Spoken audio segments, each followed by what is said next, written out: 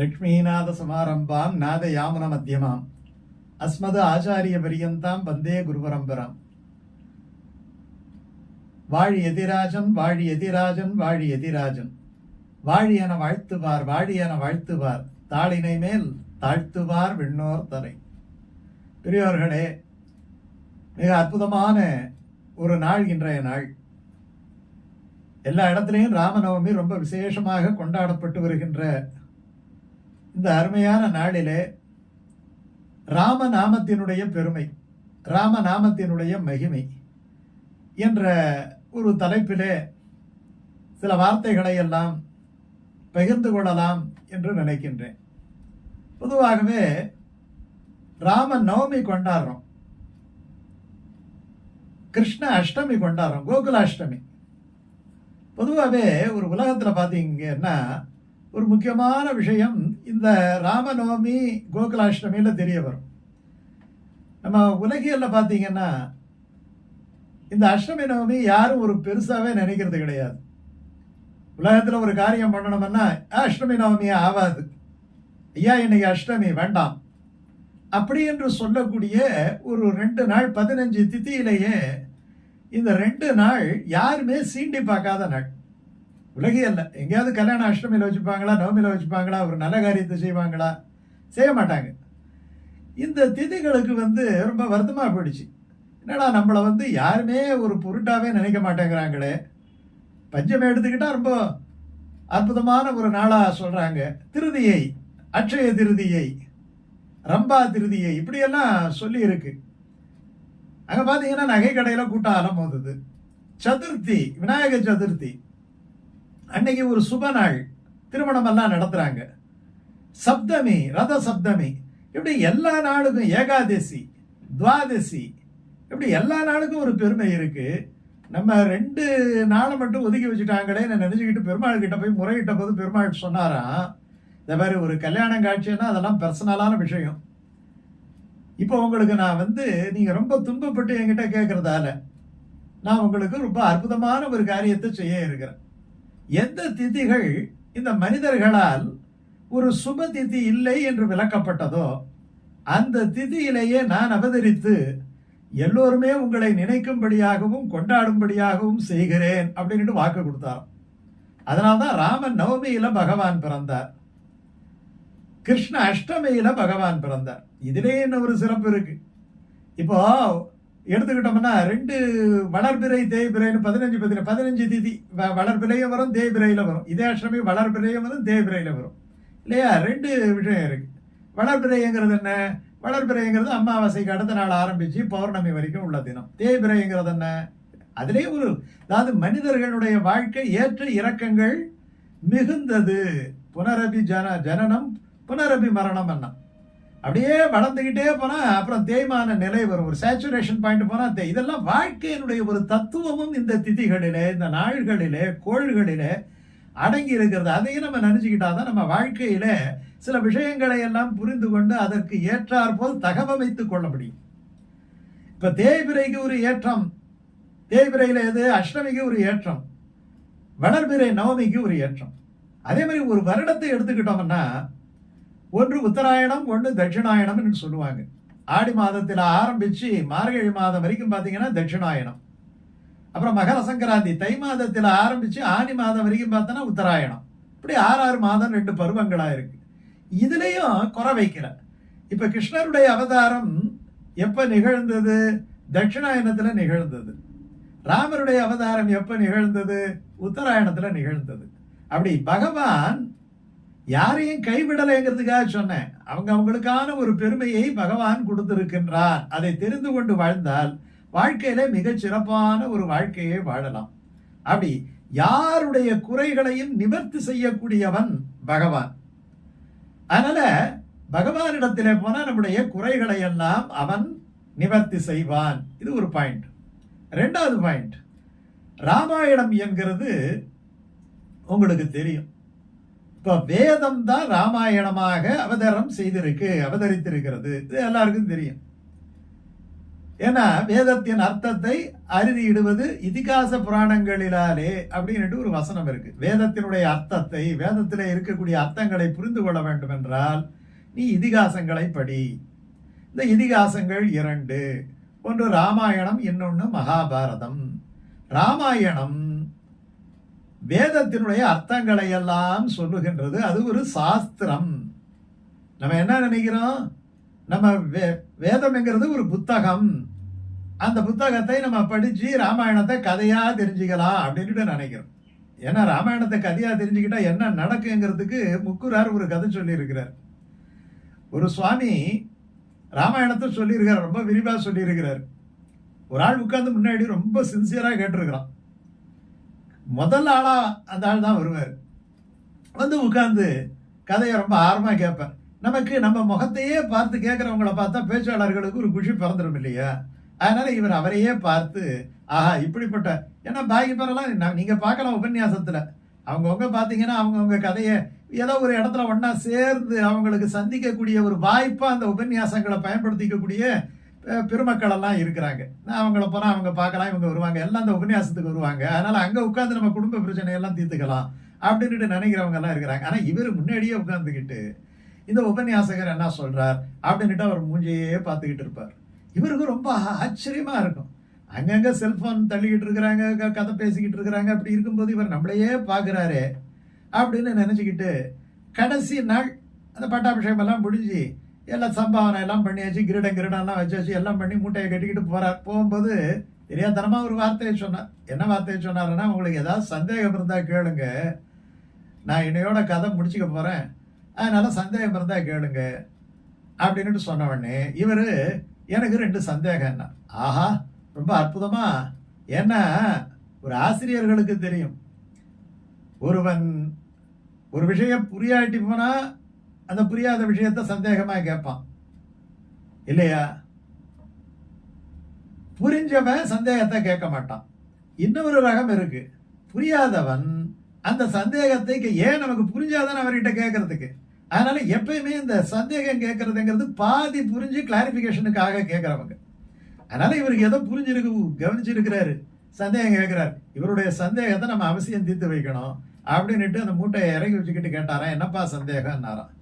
சுவாமி நீங்க ரொம்ப சிரமப்பட்டு ஒரு நாளைக்கு 3 மணி நேரம் கதை சொன்னீங்க. ஆமா கதை சொன்னேன், ரொம்ப அற்புதமா இருந்தது. சரி ரைட்டு, இப்ப என்ன உனக்கு சந்தேகம் அதை சொல்லு என்னாராம்.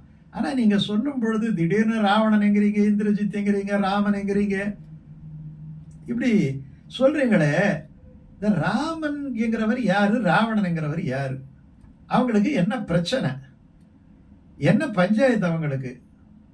ஆடாடா சரியான ஆள்கிட்ட போய் மாட்டிக்கிட்டோம் போல இருக்கேன்னுட்டு அவர் நினைச்சு கீழே உட்கார்ந்துக்கிட்டார்.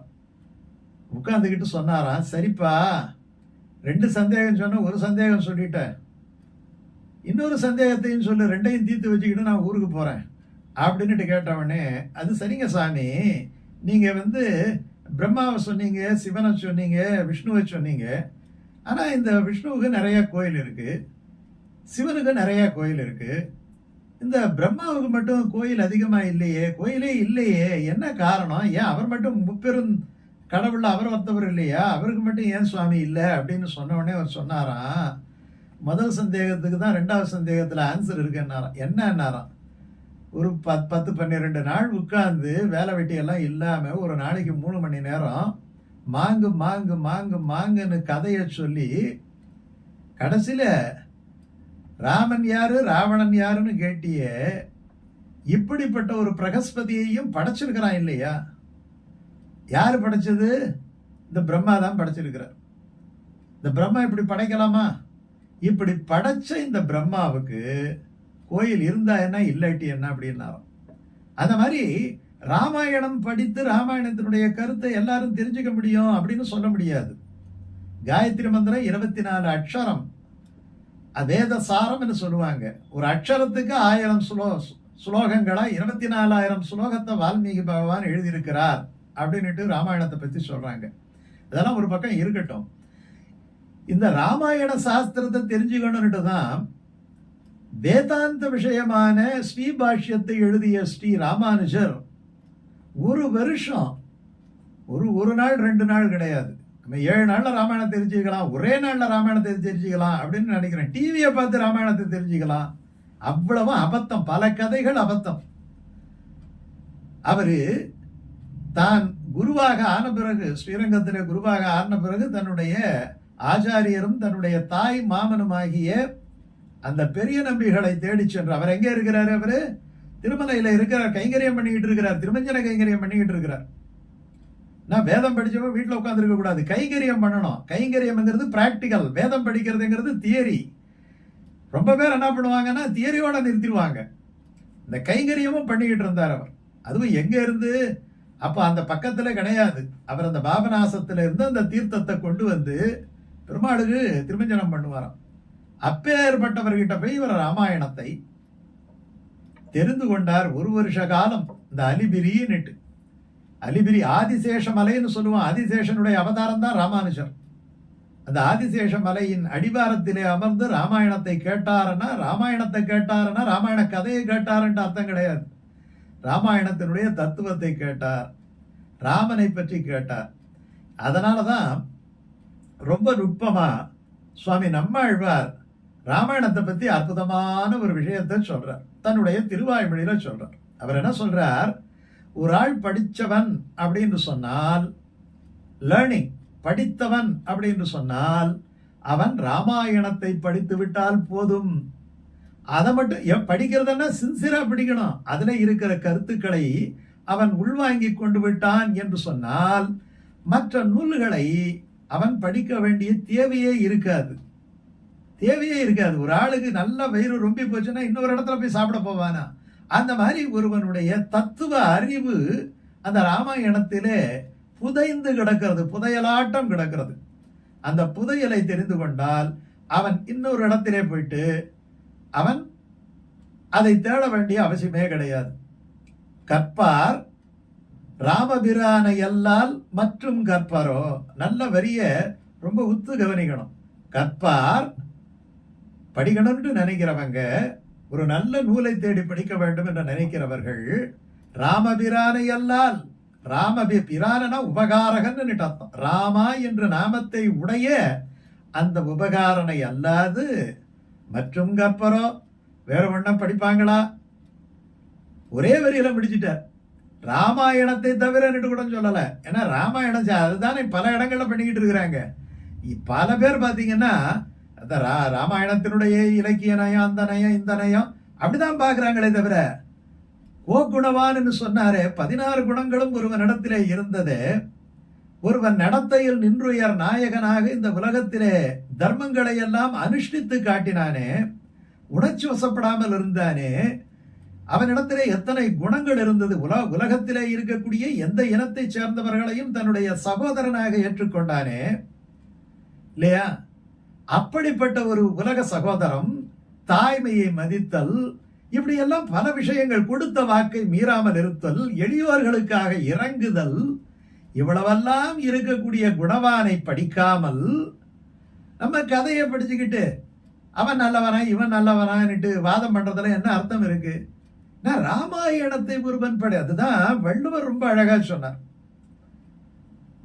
என்ன சொன்னார்னா, படித்தவன் என்பது எப்படி தெரிந்து கொள்ள வேண்டும் என்று சொன்னால், அவன் கையில வைத்திருக்கக்கூடிய சான்றிதழ்களை வைத்துக் கொண்டு அவனை தீர்மானம் செய்யாதே. நம்ம பண்ற தப்பு அதுதான். அவனுடைய சான்றிதழ்களை வைத்துக் கொண்டு, ஓஹோ நீ இந்த யூனிவர்சிட்டியில MBA, நீ இந்த யூனிவர்சிட்டியில PhD, ஓகே ஓகே அப்படின்னு சொல்றான்.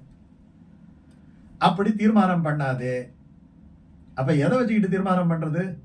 படிச்ச படிப்புக்கு தகுந்த மாதிரி அவன் இருக்கிறானா? ஒரு நிர்வாக கலையை படித்தவன் தன்னுடைய மேலதிகாரி, கீழதிகாரி, வேலை புரிபவர்கள், பணிபுரிபவர்கள், குடும்ப உறுப்பினர்கள் எல்லாரிடத்திலையும் எப்படி நடந்து கொள்ளுகின்றான்? ஒரு வியாபாரத்திலே பெரிய படிப்புன்னா வியாபாரத்திலே என்ன நேர்மையை கடைபிடிக்கின்றான் இல்லையா?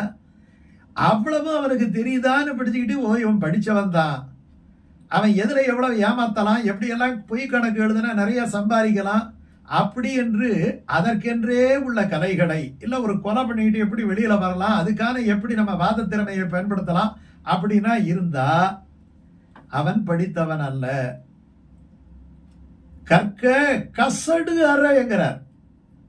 கசடு அற, உலகத்திலே இருக்கக்கூடிய கசடுகள் நீங்க வேண்டும், உள்ளத்திலே இருக்கக்கூடிய கசடுகள் நீங்க வேண்டும். இந்த 2 காரணத்துக்காக தான் ஒருவனுக்கு படிப்பு. பொருளை தேடி படிப்பு என்று சொன்னாலும் அருள் இல்லாத இடத்திலே பொருள் இருந்தாலும் பயனில்லை என்பதுதான் அந்த படிப்பு, அந்த படிப்பினுடைய முக்கியம். அதனால இதை ரொம்ப கற்க கசடர கற்பவை கற்றபின் நிற்க அதற்கு தக, இந்த வார்த்தை ரொம்ப முக்கியம். அதற்கு தக வள்ளலாரை படித்து விட்டு பிறகு நான் கசாப்பு கடைக்கு சென்று நான் வாங்கி சாப்பிடுகிறேன் என்று சொன்னால் ஒன்று அவன் வள்ளலாரை விட்டு இருக்க வேண்டும். தனக்கு இந்த கருத்து ஏற்புடையதல்ல என்று எழுத, அந்த கருத்து ஏற்புடையது, ஆனால் நான் அதை பின்பற்ற மாட்டேன். கொல்லால் புலாலை மறுத்தானை கைகூப்பி எல்லோரும் தொழும். தினசரி வள்ளுவருக்கு பூ போட்டு பூஜை பண்றான், ஆனா நான் கொல்லாமையை கைவிட மாட்டேன். அப்படி என்று சொன்னால் நீ வள்ளுவர் சிலையை விட்டுவிடு, வணக்கத்தை விட்டுவிடு. நீ அதையும் செய்து கொண்டு இதையும் செய்து கொண்டு இருந்தால் அது கற்பில்லாதவர்கள் கற்பின் ஒழுக்கத்தை பற்றி பேசுவது போல, ஒழுக்கம் இல்லாதவர்கள் ஒழுக்கத்தினுடைய பெருமையை 1 மணி நேரம் பேசுவதை போல ஆகிவிடும். அதனால்தான் அதற்கு தக என்று சொன்னார். ஒரு ஏழை தவறி போய் பேசுகிறான் என்றால் படிக்காதவன்பா விட்டுடுப்பா அப்படின்னு சொல்றோம். ஆனா நல்லா படிச்சவன் ஒரு தவறான வார்த்தையை, மோசமான வார்த்தையை, அநாகரிகமான வார்த்தையை, சொல்லக்கூடாத வார்த்தையை, பிறர் மனசு புண்படும் வார்த்தையை பேசினான் என்று சொன்னால், அல்லது செய்யக்கூடியாத தவறை செய்து விட்டான் என்று சொன்னார். பாரதிதார் ரொம்ப அழகா சொல்றார், படித்தவன் சூதும் பாதும் செய்தால் போவான் போவான் ஐயோவென்று போனார். படிக்க ஐயா நான் படிக்கலன்னு சொல்லிடலாம். ஒரு நீதிபதி தவறு செய்வது, ஒரு வக்கீல் தவறு செய்வது, ஒரு மருத்துவர் தவறு செய்வது, ஒரு ஆசிரியர் தவறு செய்வது, என்னன்னா சாதாரணமானவன் சொல்லலாம். ஆசிரியர் 10 பேரை வழி, அதெல்லாம் சொல்ல நீ எல்லாம் ஒரு வாத்தியாரான்னு கேட்கறாங்க இல்ல, அதுதான் கற்றவனுக்கு அழகு. அதனாலதான் சொன்னார், நீ ராமனை படி கற்பார் ராமபிரானை அல்லால் மற்றும் கற்பரோ புற்பா முதலா புல் எறும்பு ஆதி ஒன்றின்றியே நற்பால் அயோத்தியுள் வாழும் சராசரம் முற்றவும் நற்பாலுக்குள் உய்த்தனன் நான்முகனார் பெற்ற நாட்டிலே. நான்முகனார் பெற்ற நாட்டிலே நற்பாலுக்குள் உய்த்தனன் யாரை? அயோத்தியில் வாழும் சர அசரங்கள். சர சர என்றால் நகர்வது, உயிருள்ளது. அசரங்கள் புல் பூண்டு மரம் எல்லாம் இருக்குது இல்லையா, எல்லாத்தையும் அள்ளிட்டு போயிட்டான். நற்பாலுக்குள் வைத்தவன் நற்கதிக்குள்ள கொண்டு போய் செலுத்தினான், உய்வடைய செய்தான், மேன்மையடைய செய்தான். அப்படிப்பட்ட ராமபிரானை அல்லால் மற்றும் கற்பரோ. ஒரு அவதாரத்திலேயே பூமியை உத்தாரணம் பண்ணார், வராக அவதாரத்திலே இல்லையா, வேதங்களை மீட்டுக் கொடுத்தார். ஒரு அவதாரத்திலே இரணையனை 2ஆக பிளந்து தன்னுடைய பக்தனாகிய பிரகலாதனை காப்பாற்றினான் ஒரு அவதாரத்திலே. ஆனால் ஆனால் தன்னிடம் அன்பு செலுத்தி அவ்வளவு பேரையும் அழைத்து கொண்டு வைகுந்த பெருநகருக்கு சென்றான் அப்படி என்று சொன்னால் அது ராமாவதாரத்திலே மட்டுமே நடந்த நிகழ்வு. அதனால்தான் இந்த எடுத்து சொல்றார், புட்பா முதலா புல்லெரும்பா, ஒரே ஒரு ஆளை மட்டும்தான் விட்டுட்டார், அவர்தான் ஆஞ்சநேயர். அப்படிப்பட்ட ராமனுடைய நாமத்தை சொல்ல வேண்டும். அந்த நாமத்தை சொன்னால் என்னென்னலாம் கிடைக்கும். மற்ற நாமங்கள் நிறைய இறைவனுடைய நாமங்கள், துவாதச நாமங்கள் அப்படின்னு நிறைய நாமங்கள் இருக்கு. பீஷ்மாச்சாரியார் 1000 நாமங்களை சொல்லுகின்றார். சகஸ்ரநாமம், 1000 என்கிறது கிடையாது, ஒரு எண்ணிறந்த நாமங்கள் உண்டு. நீங்க போய் ஒரு நாமத்தை இறைவனுக்கு சூட்டி, நான் ஒரு ஆச்சாரியர் வெண்ணெய் காடும் பிள்ளை அப்படின்னுட்டு தன்னுடைய வழிபடு கடவுளுக்கு தான் ஆராதன பெருமாள் இருக்கிறார் இல்லையா, ஆராதன பெருமாளுக்கு அப்படி ஒரு பெயரை சூட்டி இருக்கிறார். அப்படி நிறைய பேர் சூட்டலாம். நீங்க என்ன பேர் வைக்கிறீங்களோ அந்த பேரை பெருமாள் ஏற்றுக்கொள்கின்றார். சகஸ்ரநாமம் என்கிறது ஒரு 1000 சிறப்பான நாமங்கள். அது பீஷ்மாச்சாரியார் சொல்ல சொல்ல கண்ணன் கேட்டான் அப்படிங்கிறது ஒரு வரலாறு. ஆனால் அப்படி நிறைய நாமங்கள் இருக்கு. ஆனா இருக்கிறதுலேயே ரொம்ப குறைவான எழுத்துக்களை உடைய நாமம் எந்த நாமம் என்று சொன்னால் அந்த நாமம் தான் ராமநாமம். அந்த நாமம் எதையெல்லாம் தருமன்ட்டு ஒரு பெரிய பட்டியலே போட்டிருக்கிறார். ஒரு அழகான பாட்டு, நன்மையும் செல்வமும் நாளும் நல்குமே. நல்குமே அது நம்ம கேட்காமலேயே தரும். எப்ப தரும்? நாளும் நல்குமே, ஒவ்வொரு நாளைக்கும் தரும். எது தரும்? நன்மை. எதெல்லாம் உலகத்திலே நன்மை என்று நாம் நினைக்கிறோமோ அந்த நன்மைகளை எல்லாம் தரும். நன்றின்பால் உய்ப்பது அறிவுன்னு சொன்னார் இல்லையா? எது இந்த ஆத்மாவுக்கு நல்லதோ, நமக்கு இப்ப தேவைக்கு எது நல்லதோ ரெண்டையும் பார்க்கணும் இல்லையா? ஒரு பொருளை ஒரு தாய் ஒரு மகனுக்கு கொடுக்கிறாள், பிள்ளைக்கு கொடுக்கிறாள் என்று சொன்னால் அந்த உணவோ அந்த பொருளோ ரெண்டு விஷயத்தை கொண்டு இருக்கும். ஒன்று, அந்த குழந்தைக்கு சுவையாகவும் இருக்கும். இரண்டாவதாக, அந்த குழந்தைக்கு உபயோகமாகவும் இருக்கும். மூன்றாவது, அந்த குழந்தையினுடைய ஆற்றலுக்கு உறுதுணையாக இருக்கும். அந்த குழந்தையினுடைய வளர்ச்சிக்கு உபயோகமாக. இவ்வளவும் கருதித்தான் ஒரு தாய் அந்த உணவை தேர்ந்தெடுப்பாள். உணவை தேர்ந்தெடுத்து போலவே நூலையும் தேர்ந்தெடுப்பாள். அவள் சொல்ல வேண்டிய கருத்துக்களை, இதெல்லாம் ஒரு தாய்மாரனுடைய கடமை. இந்த தாய்கள் செய்யாத போதுதான் இறைவனை சரணடைந்தால் அவன் இதையும் தாண்டி செய்வான் என்பதுதான் பெற்ற தாயினும் ஆயின செய்யும் என்று திருமங்கை ஆழ்வார் அந்த இடத்துல ஒரு அற்புதமான ஒரு வரிய போட்டார். இப்போ நன்மை என்றால் இந்த உலகத்திலே இந்த ஆத்மாவுக்கு எது நன்மை? ஆச்சாரிய சூத்திரத்துல ஒரு விஷயம் ஒன்று வருது. நல்லதும் தீயதும் விவேகைக்கு. எது நல்லது எது கெட்டது? இந்த உலகத்திலே சுற்றி சுழன்று படுகின்ற வேதனையும் சாதாரணமான இன்பமும் தான்.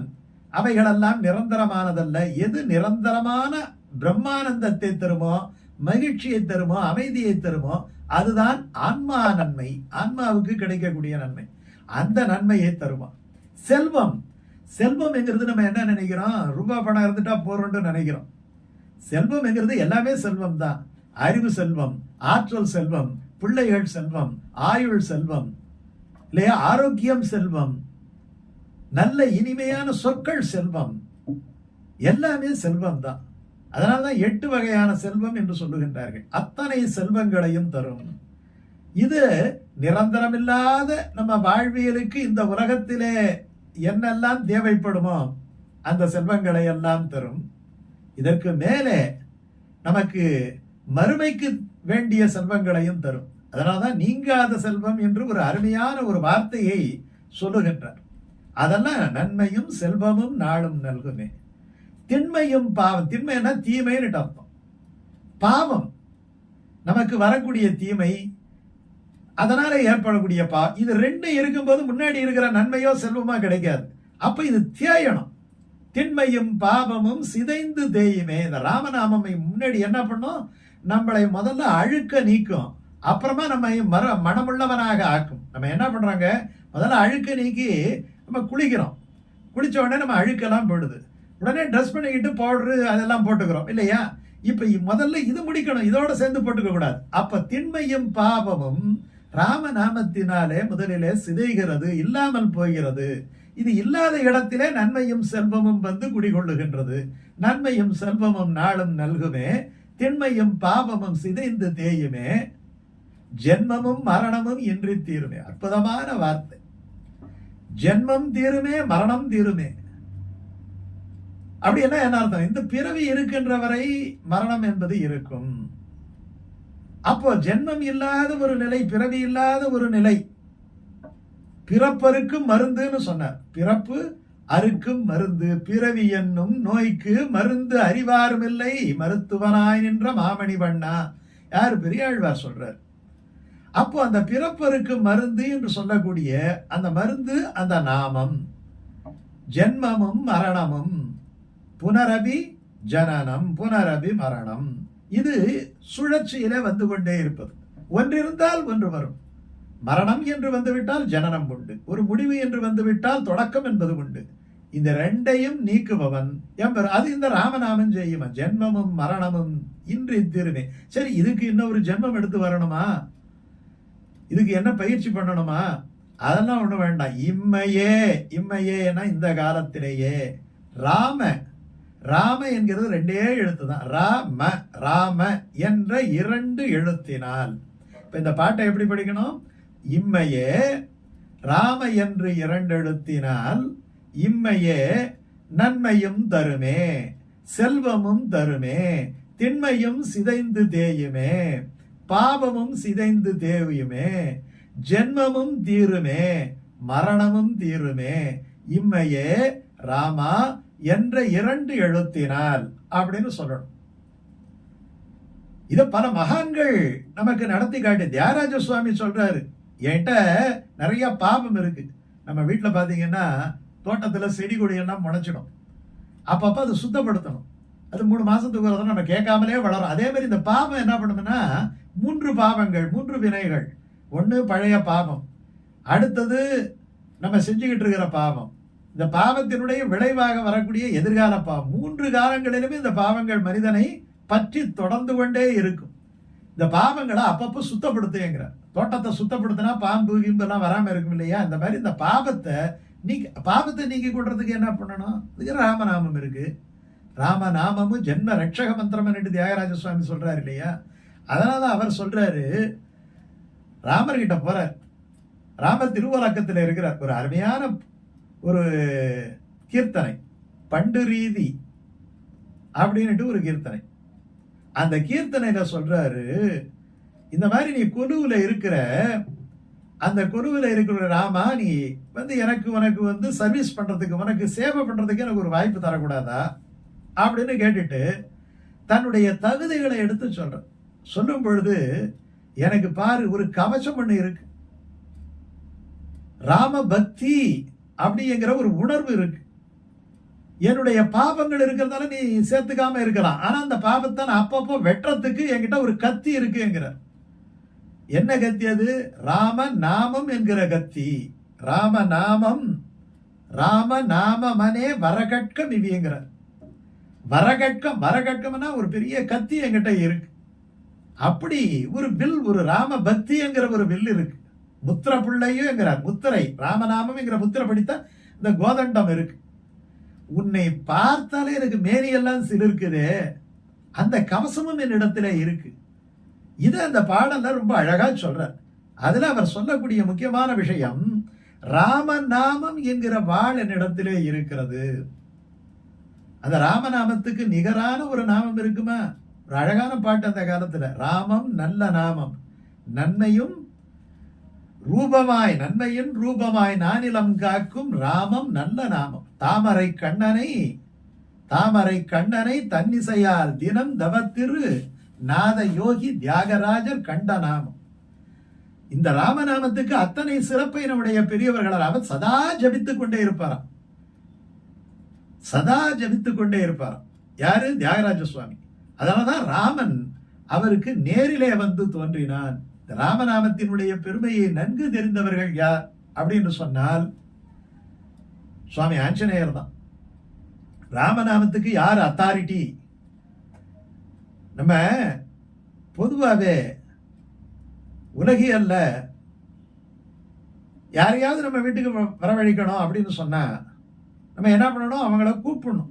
சில பேரெல்லாம் ரொம்ப வலிஞ்சு கூப்பிடணும், போன்ல கூப்பிடணும், நேர்ல போய் கூப்பிடணும் இல்லையா, வெத்தலை பாக்கு வச்சு கூப்பிடணும். அப்படி எல்லாம் பலவிதமான ஒரு அமைப்பு இருக்கு. ஆனா ஒருவர் மட்டும் நம்ம ஒரு காரியத்தை பண்ணா நம்ம கூப்பிடவே வேண்டியல, தானாவே வந்து உட்கார்ந்துப்பார். என்ன காரியம் பண்ணணும்? ஒண்ணு ராமாயணத்தை படிக்கணும், இல்ல ராமாயணத்தை கேட்கணும், இல்லாட்டி ராம நாம ஜபம் பண்ணணும், இல்ல திவ்யநாம சங்கீர்த்தனம், ராமநாமத்தை பாடணும். இப்படி பாடுகின்ற இடத்திலே, கேட்கப்படுகின்ற இடத்திலே, ராமனை சொல்லுகின்ற இடத்திலே, ராமா என்கிற நாமத்தை கேட்டாலே ஒருவர் கூப்பிடாமலே வந்து உட்கார்ந்துப்பார்.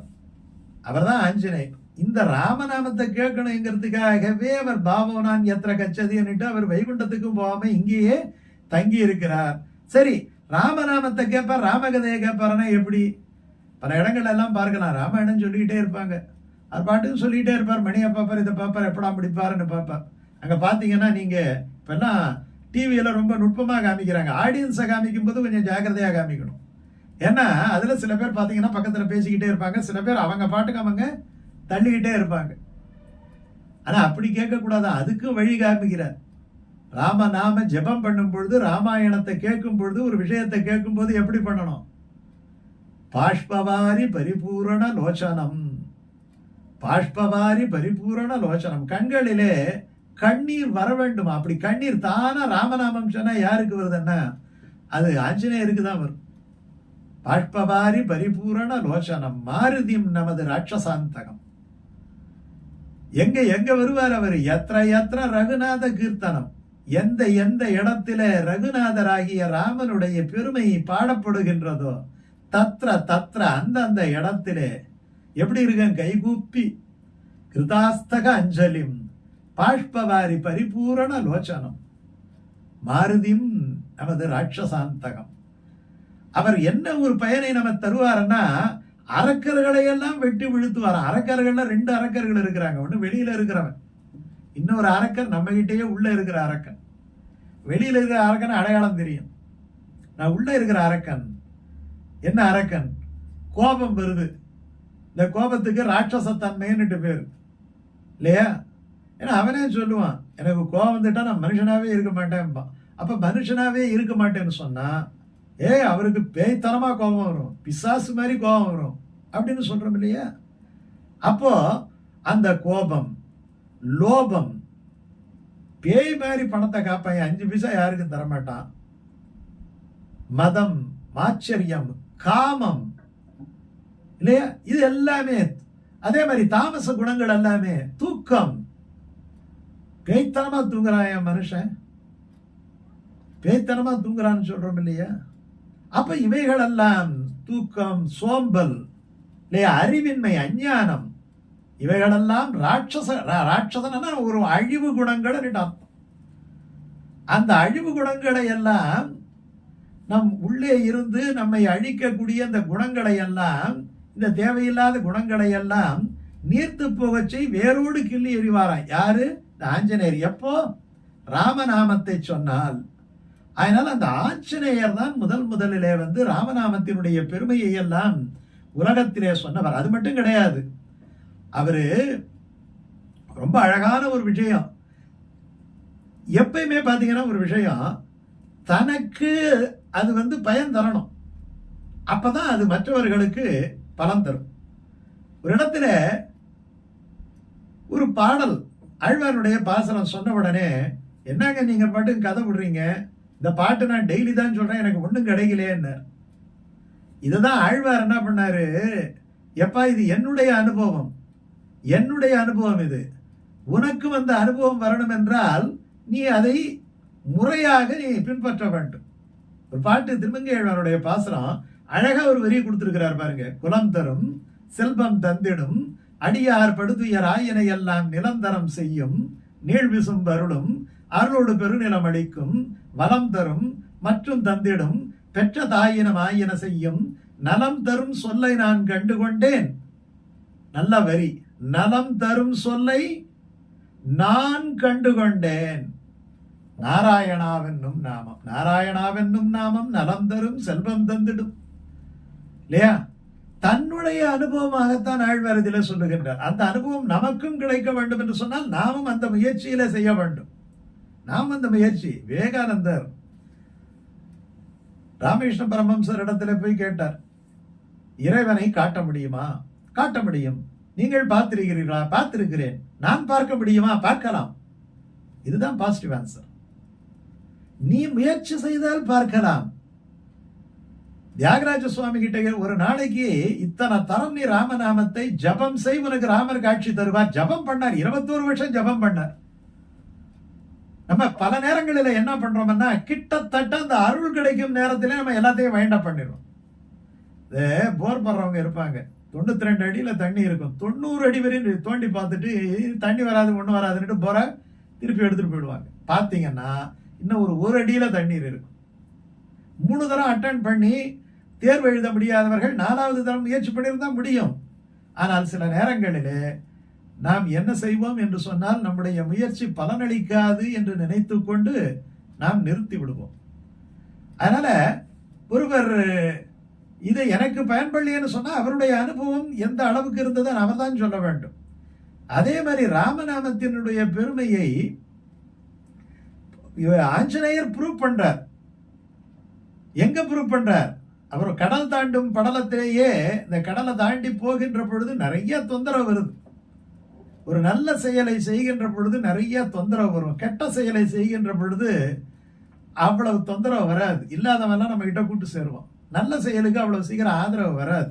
நீங்க எந்த காரியம் வேணாலும் எடுத்துக்கோங்க, ரொம்ப பரிசிரமப்பட்டு தான் அதை முடிச்சிருப்பாங்க. ஸ்ரேயாம்சி பகு விக்னானின்னுட்டு ஒன்று இருக்கு. ரொம்ப ஸ்ரேயஸ் புகழை தரக்கூடிய காரியத்தை செய்கின்ற பொழுது பகு விக்னானி, நிறைய தடைகள் வரும் அப்படின்னுட்டு சாஸ்திரம் இருக்கு.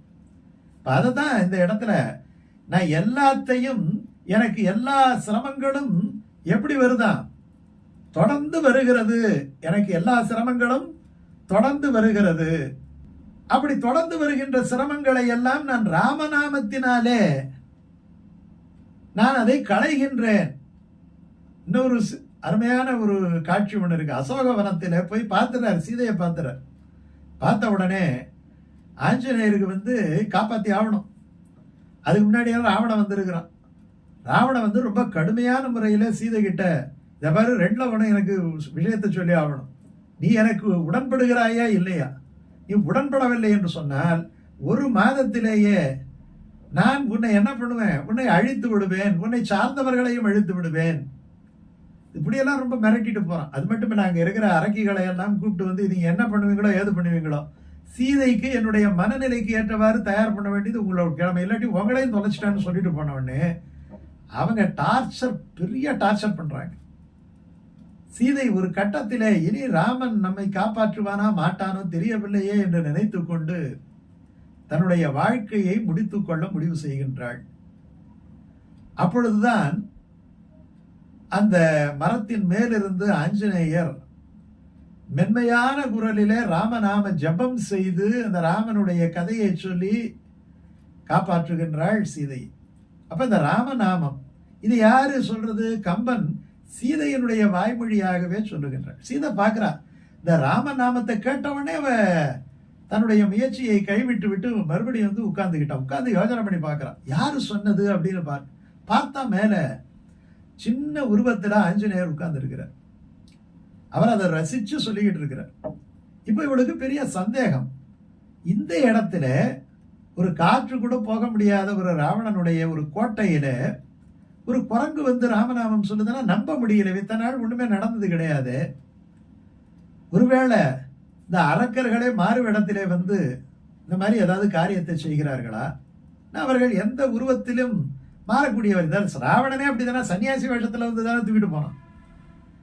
மாரிசன் என்ன பண்ண, ஒரு மான் வேடத்துல தானே வந்தான். அதனால இஷ்டப்பட்ட உருவத்துக்கு மாறக்கூடியவர் தானே. ஒரு குரங்கா எனக்கு வேற விதத்துல எனக்கு டார்ச்சர் பண்றாங்களா? கொடுமையாக அரக்கர்களுடைய கொடுமைகளை இது ஒரு கொடுமையா இருக்கும் இல்லையா? சரி, அது போகட்டும். இல்ல தேவர்கள் ஏதாவது இந்த ராவணனை இல்ல கொஞ்சம் ஏமாத்திட்டு உட்கார்ந்து எனக்கு ஒரு ஹிண்ட்ஸ் தராங்களா என்னுடைய காப்பாத்தி ஆகணுங்கிறதுக்காக? இல்ல நிஜமாலுமே குரங்குதானா? இல்ல இது அரக்கர்கள் பண்ணுகின்ற கொடுமையா? சரி, எதுவா இருந்து போட்டோம். என் மேலையும் ஒரு இரக்கம் இருந்தது. ராவணனுடைய நாமத்தை தவிர வேறு நாமம் உள்ள கூட வராத ஒரு இடத்துல ராமநாமத்தை சொல்லி, என்னுடைய தலைவனாகிய ராமநாமத்தை சொல்லி என்னுடைய உணர்வை எல்லாம் உருக்கி உயிரை காப்பாற்றினானே. ரொம்ப அற்புதமான விஷயம் கம்பன்ல. அரக்கனே ஆக வேறு ஓர் அமரனே ஆக குரக்கினத்து ஒருவனே ஆகுக கொடுமை ஆகுக இரக்கமே ஆக எம்பிரான் நாமம் சொல்லி உருக்கினன் உணர்வை தந்தான் உயிர் இதன் உறுதி உண்டோ. அற்புதமான வார்த்தை. உயிர் பின்னாடிதான் வருது. முதல்ல என்ன வருது? அந்த உருக்கிய உணர்வு. இப்போ டாக்டர் என்ன பண்ணுவாருன்னா, ஆள் இருக்கிறாரா போயிட்டாரான்னு டார்ச் அடிச்சு பார்ப்பாரு. டார்ச் அடிச்சு பார்த்த உடனே அங்க அந்த உயிர்ப்பு திறன் இருந்ததுன்னா, அந்த உணர்வு இருந்ததுன்னா உயிர் இருக்குன்னுட்டு அர்த்தம். தொட்டு பார்ப்பாரு, பல்ஸ் ஆடிக்கிட்டு இருந்தா இவன் உயிர் இருக்குன்னுட்டு அர்த்தம். அசைவு உடல்ல இருக்கின்ற வரைதான் உயிர் இருக்குன்னுட்டு அர்த்தம். அதனால முதல்ல எனக்கு அசைவை ஏற்படுத்தினான். நான் இறந்ததாகவே நினைத்து கொண்ட என்னுடைய அந்த மனதில, அந்த டெட் மைண்ட்னு சொல்றோம் இல்லையா, அப்படி பண்ணா உருக்கினன் உணர்வை தந்த அன்புயிர் இதன் உறுதி கொண்டோ. அப்படிப்பட்ட ஒரு அற்புதமான ஒரு நாமம் ராமநாமம். அந்த நாமத்தினுடைய பெருமையை நாளெல்லாம் சொல்லிக்கொண்டே இருக்கலாம். ஆனாலும் யதாசக்தி இந்த நாமத்தினுடைய பெருமையை இந்த ராமநவமியிலே சொல்லக்கூடிய வாய்ப்பு தந்த உங்கள் அத்தனை பேருக்கும் நன்றி பாராட்டி விடைபெறுகின்றேன். நன்றி, வணக்கம்.